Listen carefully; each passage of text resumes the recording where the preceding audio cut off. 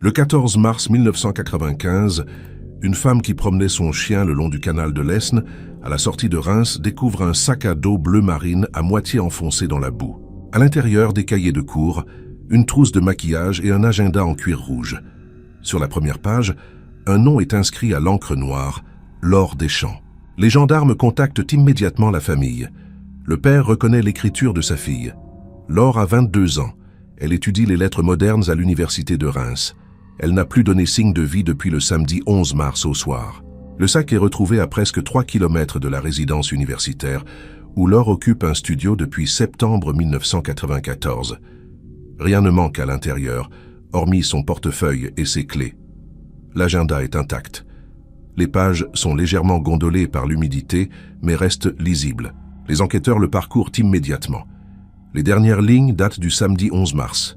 Laure y a noté une adresse dans le centre-ville de Reims, suivie d'un prénom masculin, Thomas. Puis 1 heure, 23 heures. Rien d'autre. Ce simple prénom et cette adresse vont ouvrir une enquête qui durera des années, car Thomas existe bel et bien. Mais il jure n'avoir jamais rencontré Laure ce soir-là. Il affirme ne même pas la connaître. Pourtant, l'écriture dans l'agenda ne ment pas. Laure avait rendez-vous quelque part avec quelqu'un, et depuis cette nuit du 11 mars 1995, plus personne ne l'a revue vivante. L'agenda rouge devient la seule trace de sa dernière soirée. Mais ce qu'il révèle soulève plus de questions qu'il n'apporte de réponses. Reims, début des années 90. La ville connaît une période de transformation. L'université accueille des milliers d'étudiants venus de toute la France. Les résidences universitaires poussent aux abords du campus. Les cafés du centre-ville se remplissent chaque soir. C'est dans ce décor que Laure Deschamps débarque en septembre 1994. Elle vient de Charleville-Mézières. Elle est fille unique. Ses parents tiennent une petite librairie dans le centre. Laure a toujours aimé lire. Elle rêve de devenir enseignante. Elle s'installe dans un studio de 18 mètres carrés au sein de la résidence Paul Verlaine. Ses voisins la décrivent comme discrète mais souriante. Elle travaille sérieusement. Le week-end, elle rentre parfois chez ses parents. Mais en ce mois de mars 1995, elle reste à Reims pour préparer ses examens de fin de semestre. Son emploi du temps est régulier. Elle fréquente la bibliothèque universitaire chaque après-midi. Le soir, elle dîne seule dans son studio. Rien dans sa vie ne laisse présager un drame. Le samedi 11 mars, Laure passe la journée à la bibliothèque comme à son habitude. Une camarade de promotion la croise vers 17 h. Laure lui confie qu'elle a prévu de sortir le soir même. Elle ne donne pas de détails. Vers 19 h, elle rentre à sa résidence. Le gardien la voit traverser le hall.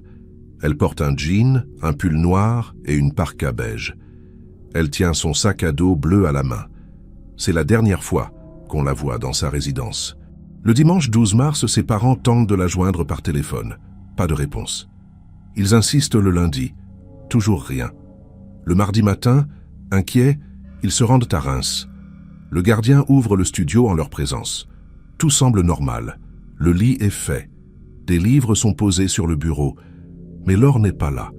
Ses parents contactent immédiatement la gendarmerie. Une enquête de disparition inquiétante est ouverte le jour même. Les premières recherches commencent dans un rayon de quelques kilomètres autour de la résidence. 2 jours plus tard, le sac à dos est découvert près du canal. L'agenda rouge devient alors la pièce maîtresse de l'enquête. Les gendarmes remontent le fil des jours précédents. Laure y notait ses cours, ses rendez-vous à la bibliothèque, quelques numéros de téléphone. Rien d'inquiétant. Mais cette dernière ligne du 11 mars intrigue. Une adresse rue de Vesle, un prénom, 1 heure tardive. Qui est ce Thomas? Pourquoi Laure devait-elle le retrouver? Et surtout, que s'est-il passé cette nuit-là? Avant de poursuivre cette enquête troublante, dites-nous en commentaire de quelle ville vous nous regardez en ce moment. Cela nous aide à comprendre d'où viennent nos spectateurs et à adapter nos contenus. Si cette affaire vous intrigue autant qu'elle a intrigué les enquêteurs, pensez à vous abonner à la chaîne. Nous publions régulièrement des récits d'affaires mystérieuses et de disparitions non résolues en France. Et si vous voulez que nous continuions à explorer ces dossiers oubliés, laissez un like sur cette vidéo. Chaque soutien compte pour faire vivre ces histoires.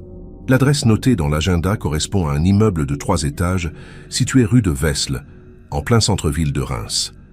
C'est un quartier animé, bordé de boutiques et de cafés.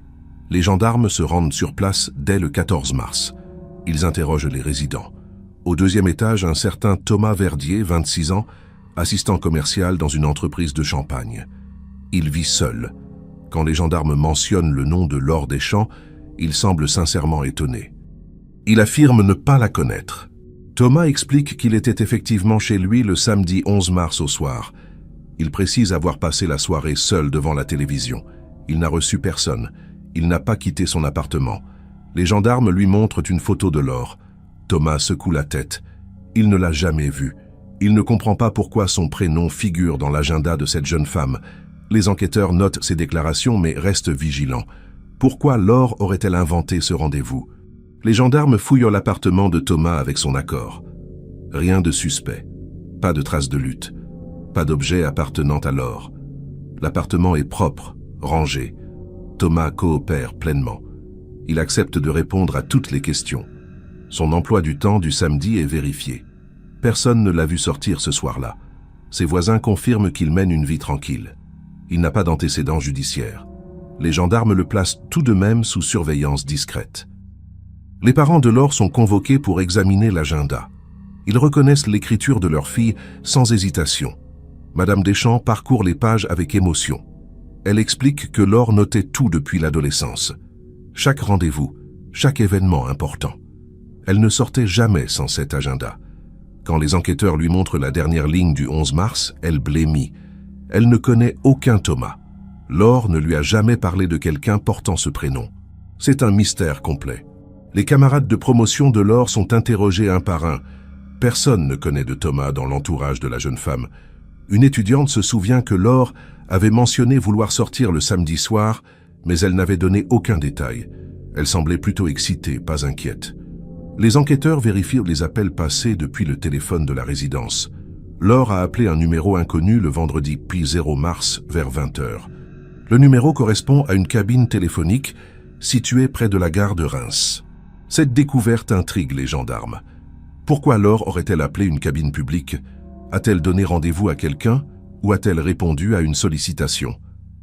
Les enquêteurs tentent de retrouver des témoins qui auraient vu quelqu'un utiliser cette cabine le 10 mars au soir. Mais la gare est un lieu de passage constant. Personne ne se souvient de rien de particulier. Les caméras de surveillance de l'époque sont de mauvaise qualité et les enregistrements ont déjà été effacés. Le 18 mars, une battue est organisée le long du canal de l'Aisne. Des dizaines de gendarmes et de bénévoles ratissent les berges sur plusieurs kilomètres. Des chiens sont mobilisés, mais aucune trace de Laure n'est découverte. Le sac à dos retrouvé 5 jours plus tôt reste le seul indice tangible. Les analyses montrent qu'il a séjourné dans l'eau boueuse pendant au moins 2 jours avant d'être découvert. Cela signifie qu'il a été jeté ou perdu entre le 11 et le 12 mars. Les enquêteurs cherchent à comprendre comment le sac est arrivé jusqu'au canal. La distance entre la résidence universitaire et le lieu de découverte est de presque 3 kilomètres. Laure aurait-elle marché jusque-là? Quelqu'un l'y aurait-il conduite? Ou le sac a-t-il été transporté séparément? Les berges du canal sont isolées la nuit, peu de témoins potentiels. Les rares habitations alentours n'ont rien remarqué d'inhabituel. Le mystère s'épaissit à chaque jour qui passe. Thomas Verdier est à nouveau interrogé le 20 mars. Cette fois, les gendarmes sont plus insistants. Ils veulent savoir s'il connaît quelqu'un qui aurait pu utiliser son nom. A-t-il des amis, des collègues, des connaissances qui auraient pu se faire passer pour lui? Thomas réfléchit longuement. Il donne quelques noms. Tous sont vérifiés. Aucun lien avec Laure. Thomas semble sincèrement bouleversé par cette affaire. Il répète qu'il ne comprend pas.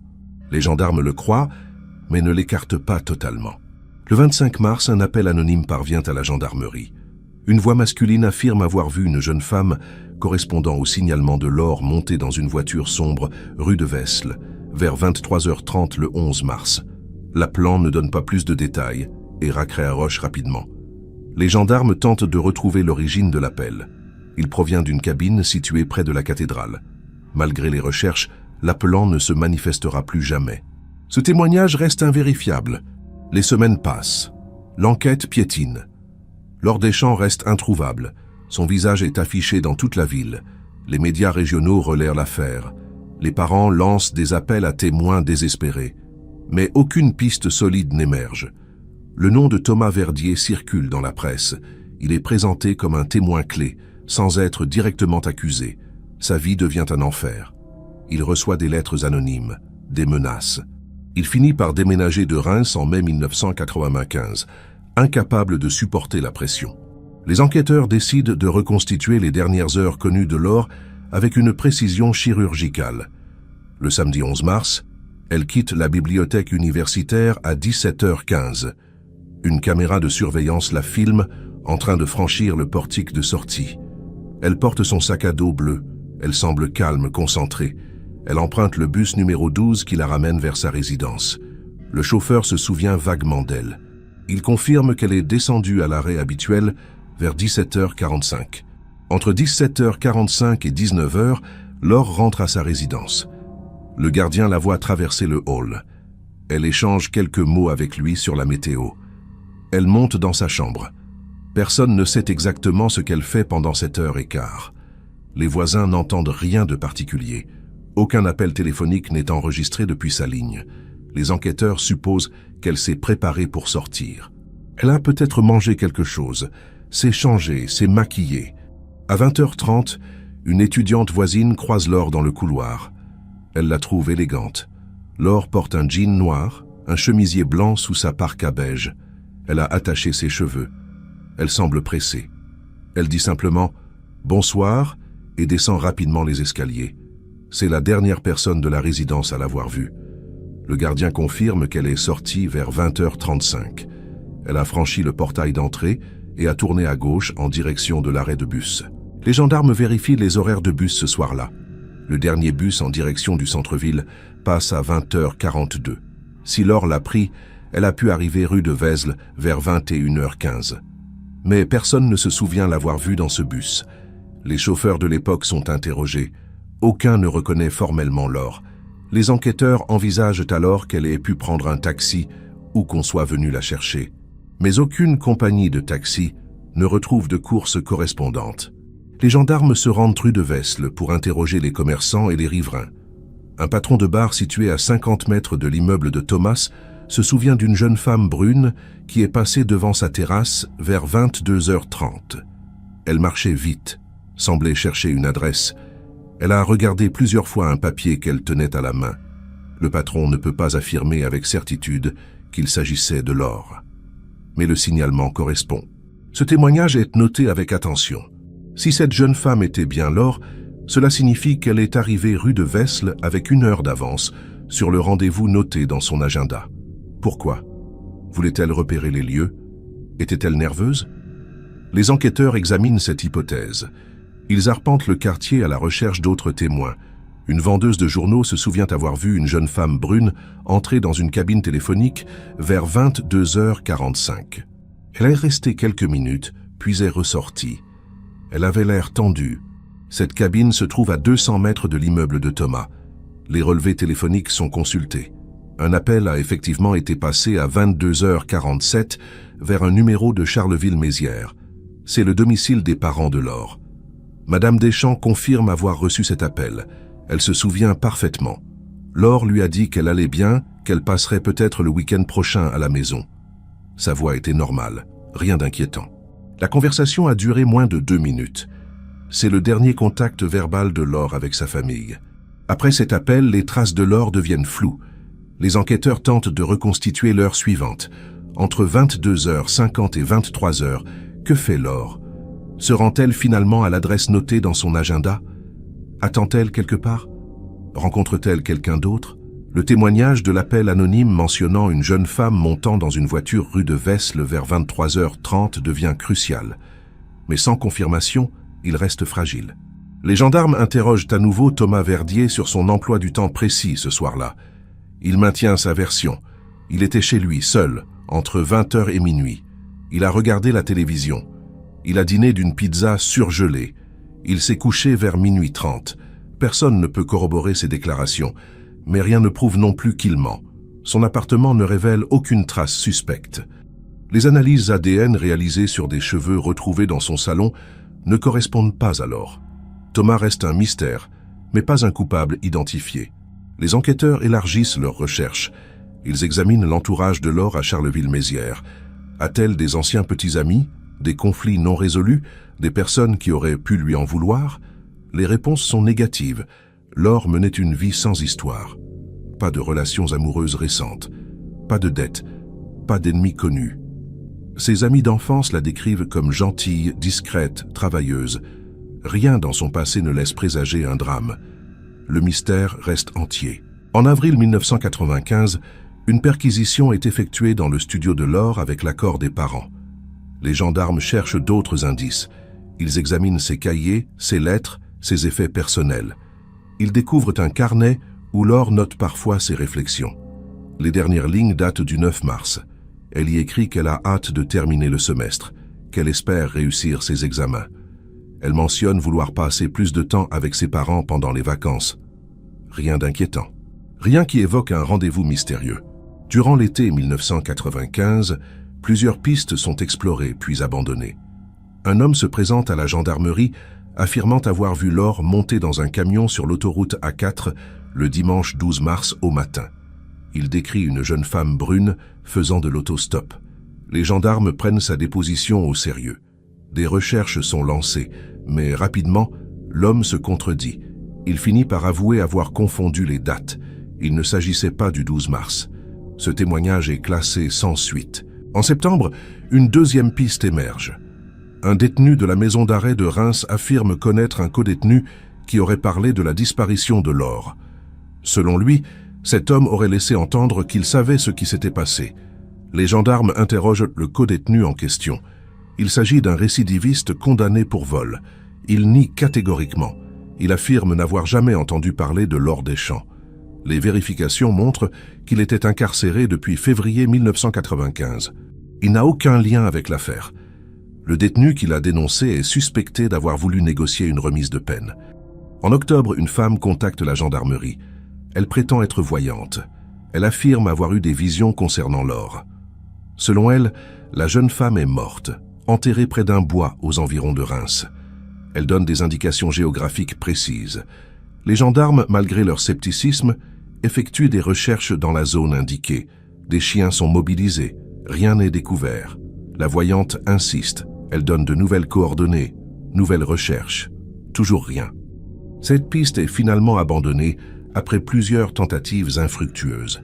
Thomas Verdier, qui a déménagé à Paris, reste surveillé discrètement. Les gendarmes vérifient régulièrement ses activités. Rien de suspect n'est relevé. Il mène une vie ordinaire. Il travaille pour une nouvelle entreprise. Il fréquente quelques amis. Il ne manifeste aucun comportement inquiétant. Les écoutes téléphoniques mises en place pendant quelques mois ne révèlent rien. Thomas ne parle jamais de Laure. Il semble avoir tourné la page. Pourtant, les enquêteurs ne l'écartent jamais totalement. Son nom reste dans le dossier. En janvier 1996, un nouveau témoignage surgit. Une femme affirme avoir vu Laure dans une gare en Belgique en juillet 1995. Elle est formelle. Elle reconnaît le visage de la jeune femme grâce aux avis de recherche diffusés dans la presse. Les gendarmes se rendent en Belgique. Ils interrogent la témoin. Elle maintient sa version. Mais elle ne peut fournir aucun détail supplémentaire. Pas de photos, pas de preuves. Les vérifications montrent qu'aucune transaction bancaire n'a été effectuée avec les cartes de Laure depuis mars 1995. Cette piste est jugée peu crédible. Les parents de Laure, dévastés, lancent une campagne médiatique plus large. Ils participent à des émissions de télévision dédiées aux disparitions. Le visage de leur fille est diffusé à plusieurs reprises. Ils reçoivent des centaines de lettres de soutien. Mais aucune information déterminante n'émerge. Certains témoignages sont contradictoires, d'autres sont manifestement fantaisistes. Les gendarmes trient patiemment chaque appel, chaque lettre, mais l'espoir s'amenuise. Laure semble avoir disparu sans laisser de traces, au-delà de ce sac retrouvé près du canal. En mars 1997, 2 ans après la disparition, une nouvelle battue est organisée. Cette fois, les recherches s'étendent sur un rayon de 20 km autour de Reims. Des forêts, des champs, des bâtiments abandonnés sont fouillés. Des spéléologues explorent des carrières souterraines. Rien. Pas un vêtement, pas un objet, pas un ossement. Laure reste introuvable. Les enquêteurs commencent à envisager qu'elle ait pu être emmenée loin de la région, ou qu'elle soit morte dans un endroit inaccessible. Les hypothèses se multiplient sans apporter de certitude. Les gendarmes réexaminent l'agenda rouge pour la énième fois. Ils analysent chaque page, chaque annotation. Ils cherchent un code, un indice dissimulé. Rien. L'agenda semble banal. Laure y notait ses cours, ses rendez-vous à la bibliothèque, quelques numéros de téléphone de camarades. La dernière ligne reste la seule anomalie. Ce prénom, cette adresse, cette heure. Pourquoi Laure a-t-elle écrit cela? A-t-elle inventé ce rendez-vous? Ou a-t-elle été trompée par quelqu'un qui se serait fait passer pour Thomas Verdier? Cette dernière hypothèse devient dominante.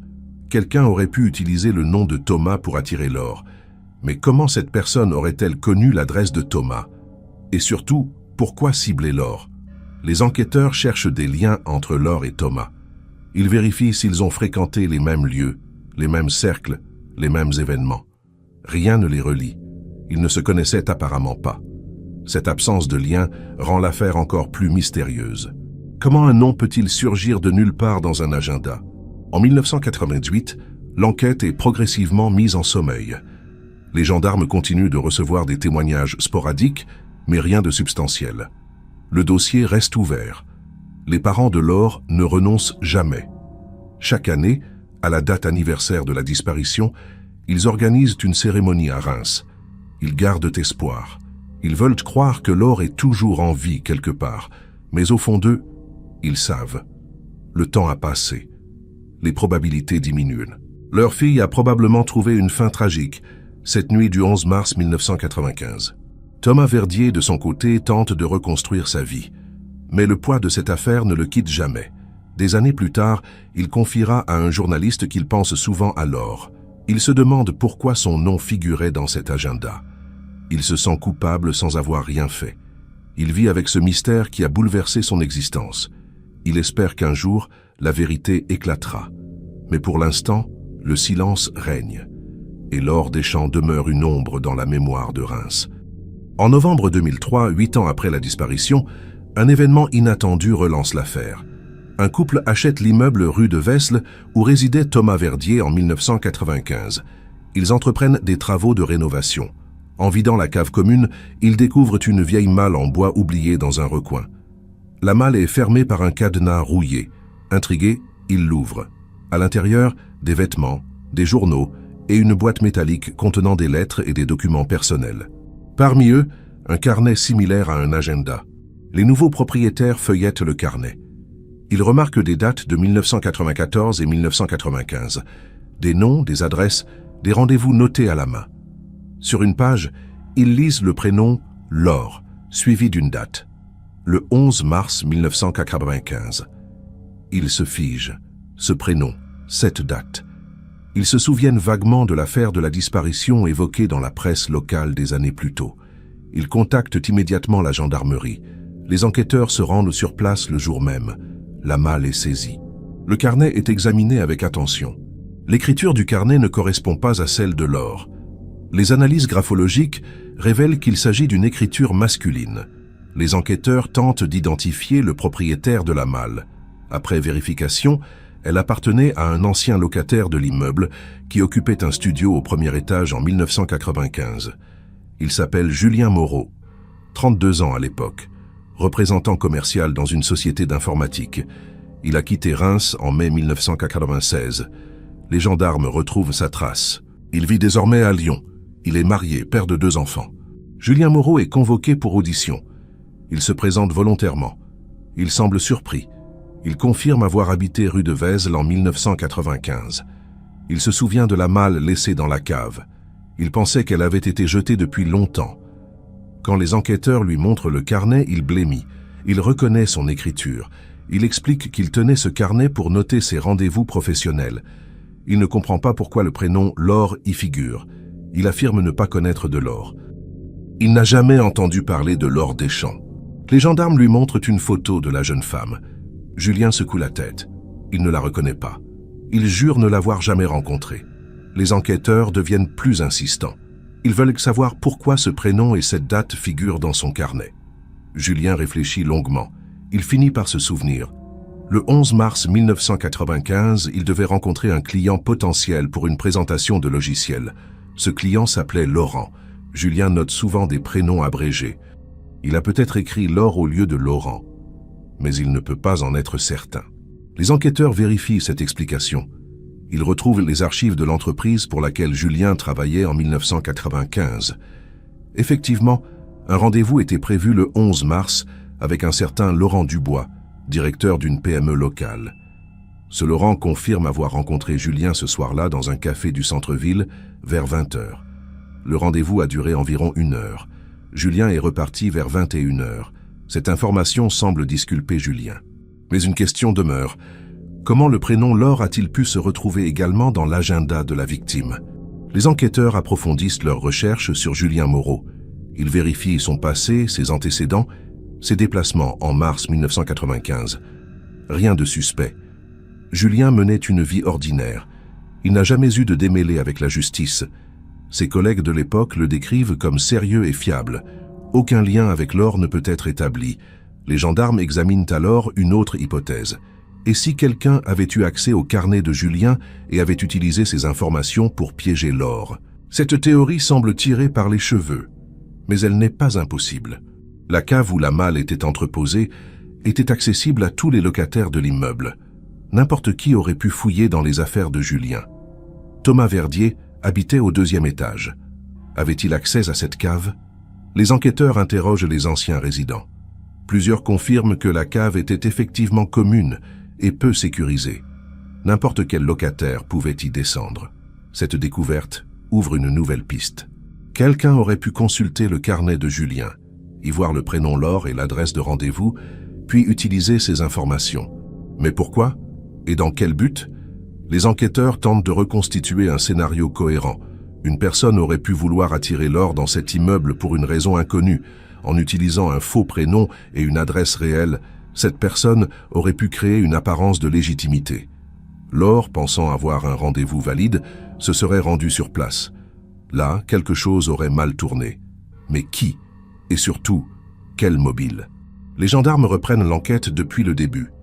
À la lumière de cette nouvelle découverte, Thomas Verdier est à nouveau interrogé. Il vit désormais en région parisienne. Il accepte de répondre aux questions. Il nie catégoriquement avoir jamais fouillé dans la cave ou consulté le carnet de Julien Moreau. Il affirme ne même pas savoir qui était Julien à l'époque. Ils ne se fréquentaient pas, ils ne se croisaient que rarement dans l'immeuble. Thomas répète ce qu'il a toujours dit. Il ne connaissait pas Laure. Il n'a rien à voir avec sa disparition. Les enquêteurs le croient, mais des doutes subsistent. Cette affaire est trop étrange pour être le fruit du hasard. En 2004, une expertise graphologique est commandée pour comparer l'écriture du mot Thomas dans l'agenda de Laure avec celle de Julien Moreau et celle de Thomas Verdier. Les résultats sont troublants. L'écriture ne correspond ni à Julien ni à Thomas. Elle ne correspond pas non plus à celle de Laure. Quelqu'un d'autre a écrit ce prénom et cette adresse dans l'agenda. Quelqu'un qui connaissait Laure. Quelqu'un qui avait accès à son agenda. Quelqu'un qui voulait l'attirer dans un piège. Mais qui? Cette découverte change complètement la perspective de l'enquête. Si l'écriture ne correspond à aucune des personnes identifiées, cela signifie qu'une tierce personne a manipulé l'agenda de Laure. Les enquêteurs se demandent quand et comment. Laure notait elle-même ses rendez-vous. Elle ne laissait personne écrire dans son agenda. Ses proches confirment ce trait de caractère. Alors comment quelqu'un a-t-il pu ajouter cette ligne sans qu'elle s'en aperçoive? Ou bien Laure était-elle consciente de cette annotation et a-t-elle accepté de s'y rendre malgré tout? Une nouvelle piste est explorée. Les enquêteurs examinent l'entourage proche de Laure à l'université. Ils se concentrent sur les personnes qui auraient pu avoir accès à son sac à dos, même brièvement. Une camarade de promotion se souvient que Laure laissait parfois son sac dans la salle de cours pendant qu'elle allait aux toilettes ou à la cafétéria. Elle ne le fermait pas toujours à clé. N'importe qui aurait pu fouiller dedans et ajouter une note dans l'agenda. Cette hypothèse prend de l'ampleur. Les gendarmes dressent une liste de toutes les personnes qui fréquentaient les mêmes cours que Laure en mars 1995. Ils les interrogent à nouveau, près de 10 ans après les faits. Beaucoup ont du mal à se souvenir. Certains ont quitté la région. D'autres ont refait leur vie ailleurs. Un étudiant, Fabien Roussel, accepte de témoigner à nouveau. Il se souvient avoir vu Laure à la bibliothèque le vendredi 10 mars au soir. Elle semblait préoccupée. Elle regardait souvent l'horloge. Fabien ne lui a pas parlé, mais il a trouvé son attitude inhabituelle. Fabien ajoute un détail troublant. Ce soir-là, il a vu un homme approcher la table où Laure étudiait. L'homme a échangé quelques mots avec elle. Laure semblait surprise, puis a souri. L'homme est resté moins de 5 minutes, puis est reparti. Fabien ne connaît pas cet homme. Il ne l'avait jamais vu à la bibliothèque auparavant. Il le décrit comme la trentaine, cheveux courts, veste en jean. Ce témoignage est capital. Les enquêteurs demandent à Fabien s'il pourrait reconnaître cet homme. Fabien hésite. Trop de temps a passé. Les gendarmes tentent de retrouver d'autres témoins présents à la bibliothèque ce soir-là. Quelques personnes se souviennent vaguement d'avoir vu Laure, mais personne ne confirme la présence de cet homme inconnu. Les registres d'entrée de la bibliothèque de l'époque ont été détruits. Impossible de savoir qui était présent. Cette piste, bien que prometteuse, ne mène nulle part. L'homme reste une ombre. Mais son existence suggère que Laure a pu être approchée par quelqu'un qui voulait la manipuler. En 2006, un journaliste d'investigation reprend l'affaire. Il publie une série d'articles dans la presse régionale. Il interroge à nouveau les protagonistes, analyse les documents, émet des hypothèses. Son travail attire l'attention. De nouveaux témoignages affluent. Une femme affirme avoir vu une jeune fille, correspondant au signalement de Laure, montée dans une voiture grise rue de Vesle le soir du 11 mars. Elle n'avait pas osé témoigner à l'époque, par peur de se tromper. Les gendarmes prennent sa déposition. Mais encore une fois, sans détails précis, ce témoignage reste fragile. Les parents de Laure, aujourd'hui âgés et fatigués, continuent de chercher des réponses. Ils ont fermé leur librairie à Charleville-Mézières. Ils vivent désormais retirés dans une maison en dehors de la ville. Chaque année, ils reviennent à Reims pour commémorer la disparition de leur fille. Ils déposent des fleurs près du canal où le sac a été retrouvé. Ils espèrent toujours qu'un jour, quelqu'un parlera, qu'un indice surgira, que la vérité éclatera enfin. Mais les années passent et le silence persiste. Thomas Verdier, de son côté, refuse désormais de parler de cette affaire. Il a demandé aux médias de le laisser tranquille. Il veut oublier. Il veut que son nom soit effacé de cette histoire. Mais il sait qu'il restera toujours associé à la disparition de Laure Deschamps. Ce fantôme le poursuivra toute sa vie. Il n'a jamais compris pourquoi son nom figurait dans cet agenda. Il ne le comprendra probablement jamais. Et cette incompréhension le ronge. Julien Moreau, lui aussi, a tourné la page. Il a été blanchi par l'enquête. Son carnet retrouvé dans la cave n'était qu'une coïncidence malheureuse. Il n'a aucun lien avec la disparition de Laure, mais cette affaire l'a marqué. Il se demande parfois si quelqu'un a utilisé ses notes pour tendre un piège. Il se sent indirectement responsable, même s'il n'a rien fait de mal. Il vit avec ce poids. Il espère que Laure repose en paix, où qu'elle soit. En 2010, 15 ans après la disparition, l'enquête est officiellement classée. Aucune nouvelle piste n'a émergé depuis des années. Les gendarmes ont tout essayé. Ils ont exploré toutes les hypothèses. Ils ont interrogé des dizaines de personnes. Mais le mystère demeure. Laure Deschamps a disparu sans laisser de traces, hormis son sac et cet agenda troublant. Les enquêteurs concluent qu'elle a probablement été victime d'un enlèvement suivi d'un meurtre. Mais sans corps, sans preuve, sans témoin direct, rien ne peut être prouvé. Le dossier reste néanmoins consultable. Si un jour un indice nouveau surgit, l'enquête pourra être rouverte. Les parents de Laure y croient encore. Ils gardent espoir. Ils veulent se croire qu'un jour, quelqu'un se confiera sur son lit de mort, ou qu'un objet sera retrouvé lors de travaux, ou qu'une archive oubliée refait surface. Ils ne renonceront jamais. Car tant qu'il n'y a pas de corps, il reste une infime possibilité que leur fille soit quelque part, vivante, retenue contre son gré. Même s'ils savent, au fond, que c'est impossible. L'affaire Laure Deschamps reste l'une des disparitions les plus mystérieuses de la région champenoise. Malgré des années d'enquête, des centaines de témoignages, des dizaines de pistes explorées, aucune réponse définitive n'a pu être apportée. Laure a disparu un soir de mars 1995, en se rendant à un rendez-vous noté dans son agenda. Un rendez-vous avec un certain Thomas, à une adresse précise. Mais ce Thomas affirme ne pas la connaître. Et personne n'a jamais pu expliquer comment ce nom est arrivé dans l'agenda de la jeune femme. Les parents de Laure vivent depuis près de 30 ans avec cette absence. Ils ont vieilli dans la douleur et l'incertitude. Ils ne sauront probablement jamais ce qui est arrivé à leur fille cette nuit-là. Était-elle victime d'un prédateur qui avait planifié son enlèvement? A-t-elle été piégée par quelqu'un qu'elle connaissait? Ou bien a-t-elle été au mauvais endroit au mauvais moment? Toutes les hypothèses restent ouvertes. Le mystère est total. Et c'est peut-être cela le plus insoutenable. L'absence de réponse. Le vide. Aujourd'hui, si vous connaissez des informations sur cette affaire, si vous étiez à Reims en mars 1995, si vous avez croisé Laure ce soir-là, n'hésitez pas à contacter les autorités. Même après toutes ces années, un détail peut faire la différence.